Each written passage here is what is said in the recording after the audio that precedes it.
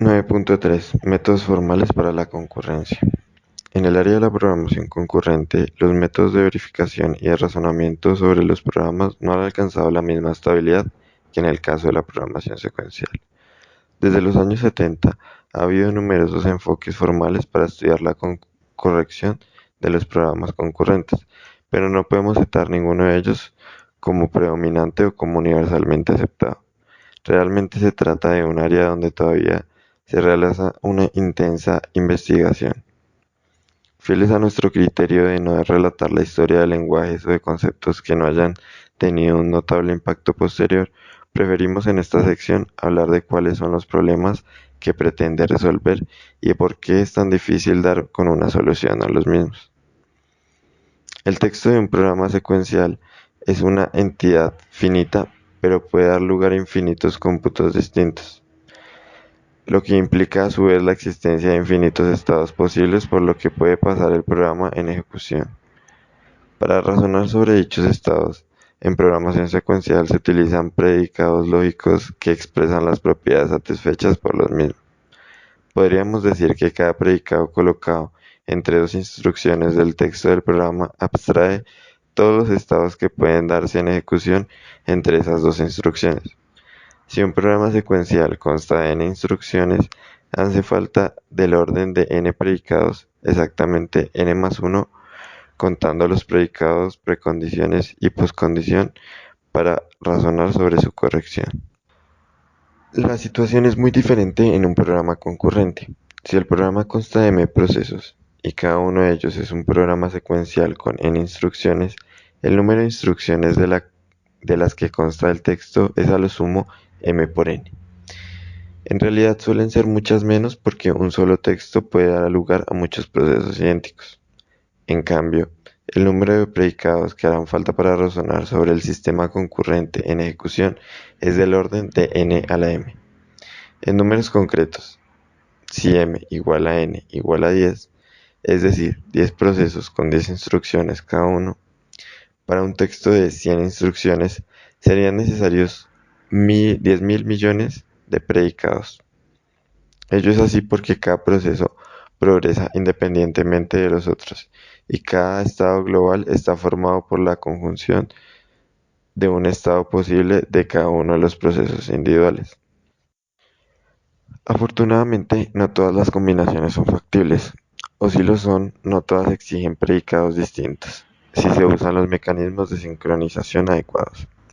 Habrá secciones de los procesos donde se puede razonar de forma independiente del estado global, porque éstas solo leen o modifican variables propias, y habrá otras secciones donde será necesario razonar sobre el estado global porque los procesos interfieren unos con otros a través de variables compartidas o de intercambio de mensajes. Aún así, el esfuerzo de verificación suele ser mucho más que proporcional a la longitud del texto de programa. Parece haber bastante consenso en el tipo de propiedades que son relevantes para demostrar la corrección de un programa concurrente. Se agrupan en dos categorías. Propiedades de seguridad. Expresan que ninguna ejecución del sistema podrá alcanzar un estado malo. A este grupo pertenecen la demostración de exclusión mutua en el acceso a un recurso común y la ausencia de interbloqueos. Los estados malos serían aquellos en que dos o más procesos se hallasen dentro de la misma región crítica o aquellos en que dos o más procesos quedasen suspendidos indefinidamente. Propiedades de vitalidad. Expresan que el sistema progresará inevitablemente hacia un estado bueno. Por ejemplo, que todo proceso que solicite un recurso lo obtendrá en un instante futuro. Para demostrar el primer tipo de propiedades, parecen ser suficientes los llamados invariantes globales. Estos son predicados que se cumplen siempre, es decir, en todos los estados globales de cualquier historia posible de cómputo. Su demostración no suele ser excesivamente laboriosa. Basta ver que son ciertos al comienzo de la ejecución y que toda la interacción global los mantiene. Por ejemplo, en un programa con monitores, el invariante global sería la suma de las invariantes individuales satisfechos por cada uno de los monitores. Para el segundo tipo de propiedades, la lógica ordinaria de predicado es normalmente insuficiente. se han inventado las llamadas lógicas temporales, que permiten razonar sobre el futuro de un sistema y expresar propiedades del tipo. Si en algún instante del cómputo se cumple Q, entonces en algún instante futuro se cumplirá R. Para poder hablar de vitalidad hay que suponer que contamos con un lenguaje de programación justo. La noción de justicia o de equidad tiene que ver con el modo en el que el lenguaje resuelve el no determinismo. Por ejemplo, en el lenguaje de tipo CSP hemos hablado de citas no deterministas. Si siempre que fueran posibles dos citas distintas, el lenguaje propusiera sistemáticamente una de ellas, estaríamos ante una implementación injusta de CSP. La demostración de propiedades de vitalidad descansa normalmente, pues, sobre alguna hipótesis de justicia acerca del lenguaje subyacente. Lamentablemente, aquí se abre un abanico de posibilidades ya que no hay una noción de justicia universalmente válida. Más bien, a cada lenguaje le es aplicable una distinta y a veces más de una. Aparte de los esfuerzos de verificación realizados con distintas lógicas, se han ideado otras formas de enfocar la corrección de los sistemas concurrentes. Consisten en construir modelos simplificados de los mismos que ignoran multitud de detalles de los lenguajes de programación y se concentran, en cambio, en la interacción de los procesos. Pie página 60, en la literatura inglesa se llama fairness a este concepto.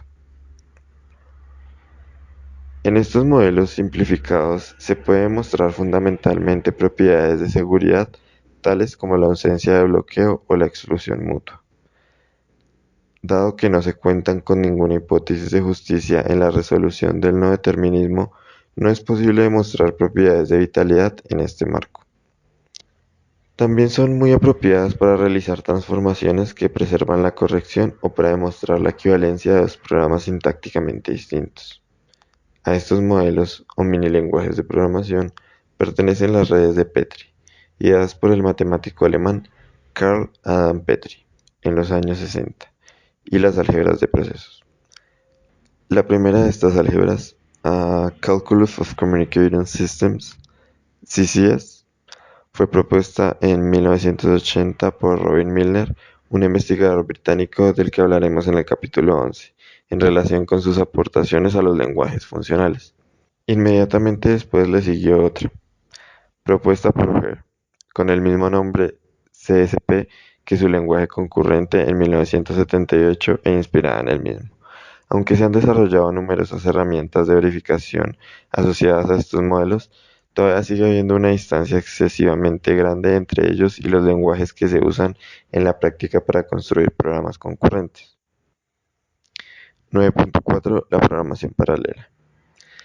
La programación concurrente, ideada inicialmente para aprovechar mejor el tiempo del procesador, se ha convertido con el tiempo en un modo muy conveniente de organizar un sistema, cuando es natural identificar en él tareas autónomas que ocasionalmente interaccionan unas con otras. Además de los sistemas operativos, hay muchos otros sistemas que es útil organizar en forma de un conjunto de procesos comunicantes. Por ejemplo, el sistema de control de una central telefónica o el de una planta química o el de un avión en un vuelo. En este tipo de sistemas, cada proceso es responsable de una tarea autónoma, tales como controlar una válvula o detectar una alarma o supervisar el nivel de un fluido, que progresa independientemente de las otras. Sin embargo, todas ellas participan de un fin y eso se expresa en sus interacciones. El que estos sistemas consten en muchos casos de varios procesadores obedece a razones de fiabilidad y de conseguir tiempos de respuesta pequeños, pero no se pretende normalmente que todos sus procesadores estén ocupados al 100% de su capacidad de proceso. El objetivo declarado de la programación paralela es, en contraste, la aceleración de los algoritmos, utilizando para ello varios procesadores. Aquí los procesadores se usan como fuerza bruta de trabajo y se pretende tenerlos lo más cargado que sea posible.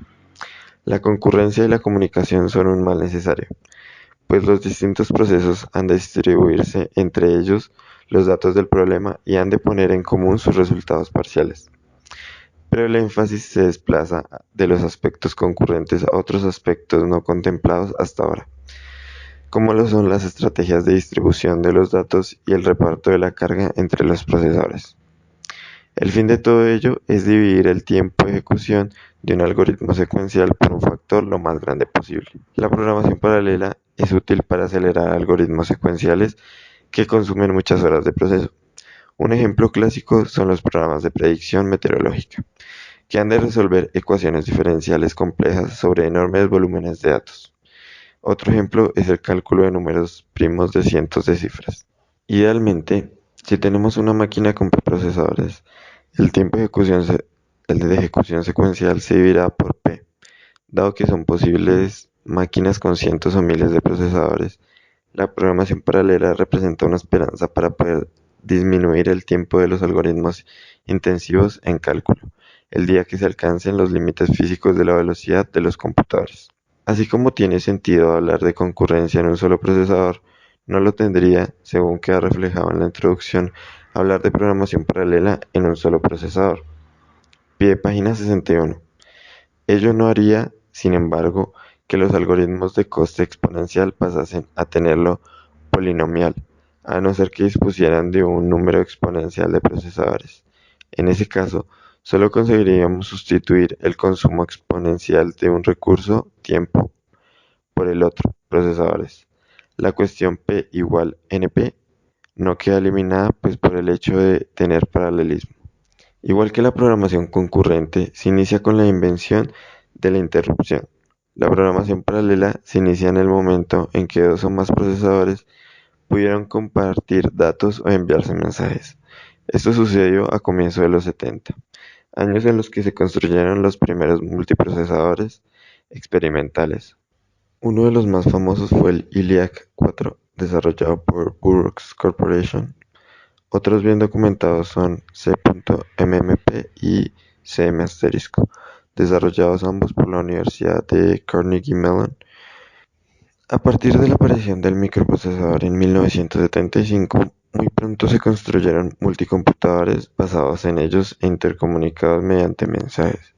El primero de ellos, llamado Cosmic Hub, fue desarrollado en el Instituto Tecnológico de California a comienzos de los años de los 80. Al mismo tiempo, comenzaron a desarrollarse las redes de computadores, lo que aumentó las posibilidades tanto de programación concurrente como de la paralela.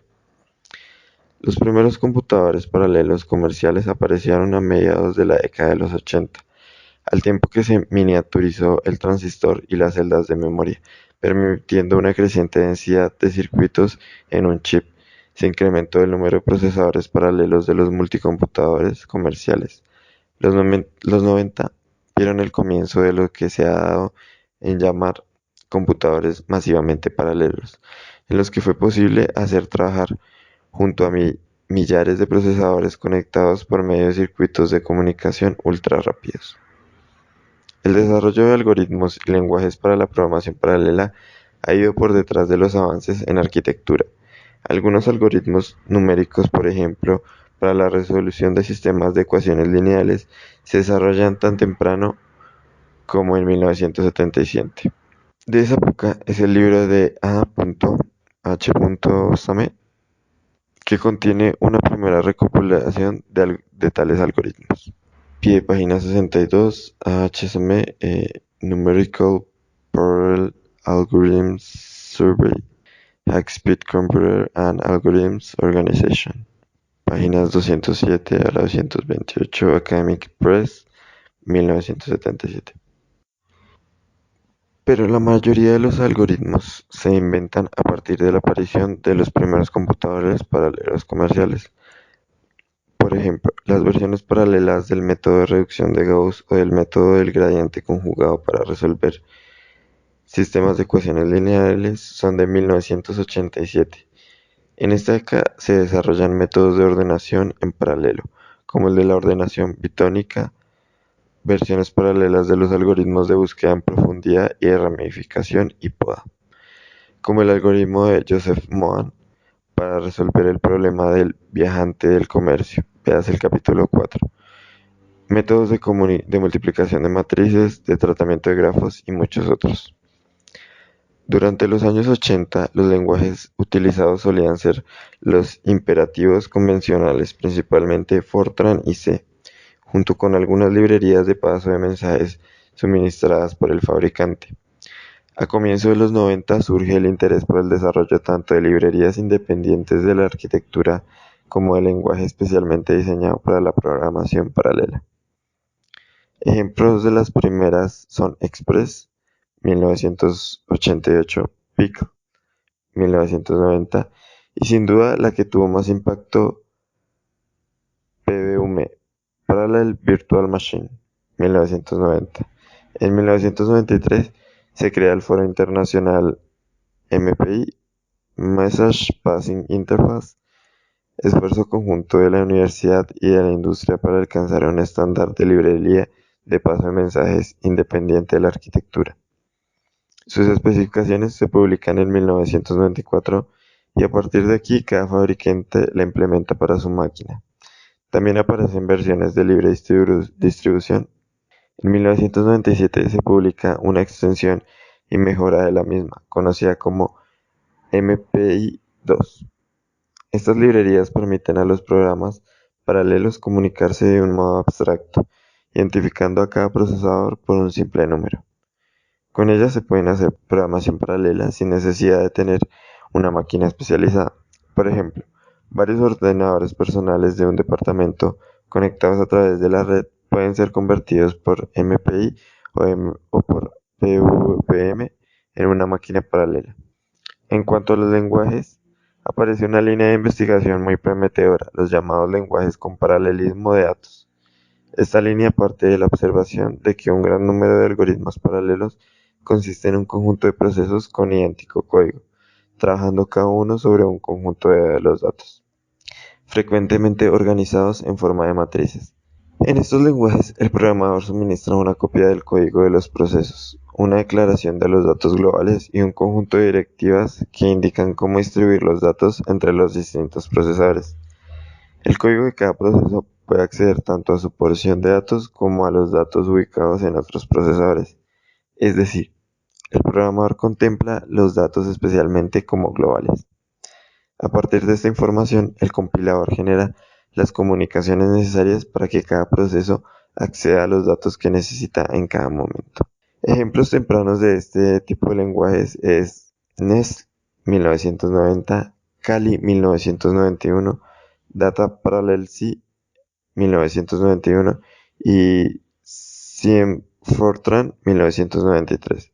Al igual que en el caso de MPI, en 1993 se crea un foro para definir un lenguaje estándar en esta área. Así surge High Performance Fortran, cuyas primeras especificaciones se publican a finales de ese año. La década de los 90 se ve también el surgimiento de otro concepto interesante para la programación paralela, el de esqueleto algorítmico. Debido a Murray Cole de la Universidad de Edimburgo, Reino Unido, comparando con la programación secuencial, un esqueleto es un esquema genérico de resolución de problemas, similar a los esquemas divide y vencerás, véase la sección 5.4.4, o el método de programación dinámica, que se estudia en los cursos de algoritmos secuenciales. De hecho, existen versiones paralelas de algunos de estos esquemas, como es el caso de divide y vencerás. La diferencia aquí es que el esqueleto admite varias implementaciones paralelas que tratan de obtener el máximo provecho de la topología de procesadores subyacentes. La ventaja de utilizar esqueletos es que las aplicaciones paralelas se escriben a muy alto nivel, quedando los detalles de la comunicación y el reparto de carga bajo el control de la implementación del esqueleto y no del programador. Los esfuerzos se centran actualmente en estandarizar una librería de esqueletos, de forma que todos los fabricantes suministren una versión de la misma y los programas basados en los esqueletos sean completamente portables.